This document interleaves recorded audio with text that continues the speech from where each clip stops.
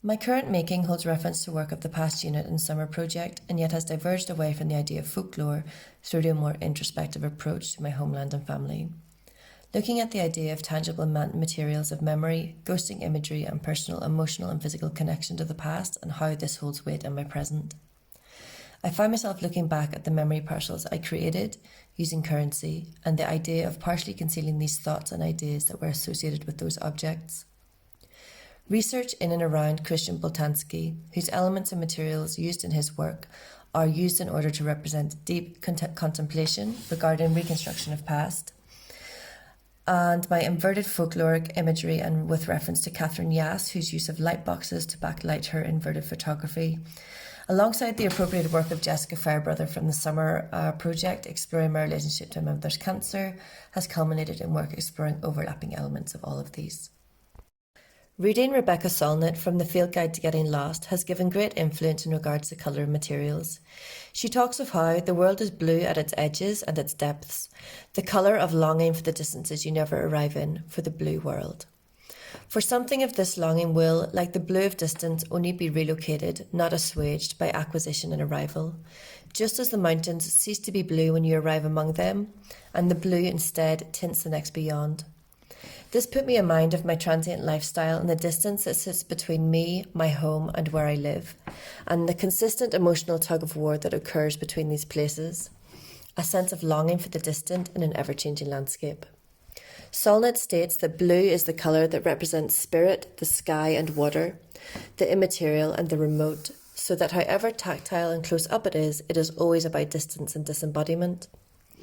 Gary Nabhan, an ethnobiologist, talks of how much time adults spend scanning the landscape for picturesque panoramas and scenic overlooks, while kids are on their hands and knees engaged with what is immediately before them. We adults travel by abstraction. Through these works, I sought to marry the distant and the immediate. Stitched within each parcel, there holds trace elements of my distant past, which for me invoke memory and longing alongside natural elements taken from the land where these memories originate. Transparent reductions of people and places, hints of the stories of the land and snippets of memory noted down are each contained within each parcel.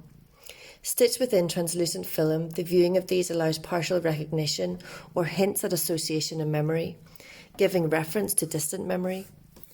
Thinking of this artwork in more exploratory terms, I would seek to create multiple packages, sewing them together to create a hanging of sorts, allowing light to play an important part in how the artwork is viewed, allowing varying imagery to break through.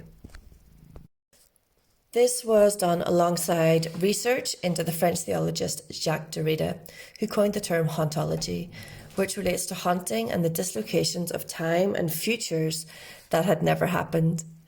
This explored the idea of the absent present, the ghosts of what could have been, almost as mirages surrounding your present. Looking at an absent present puts me in mind of feelings that the existence of an image, object, or touch can create in your mind.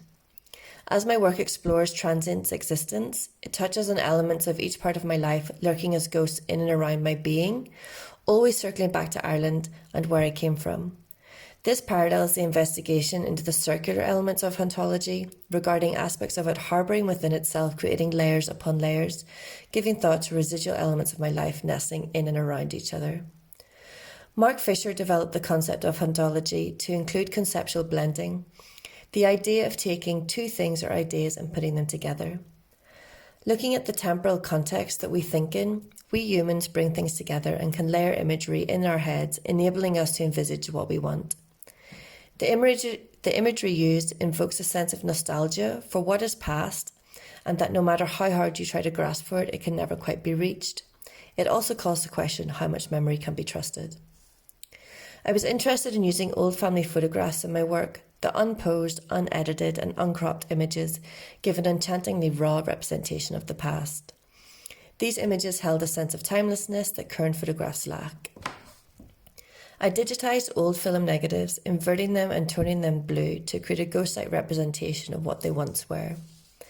Playing with the layering, composition and opacity, I arranged these to create a scene that may be confusing upon initial look, but with elements of it coming into focus as your eye moves around the screen.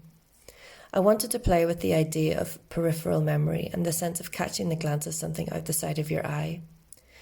Transferring these images onto opaque fabric allowed for a sense of light to play into it again, allowing for more obscure areas to be highlighted.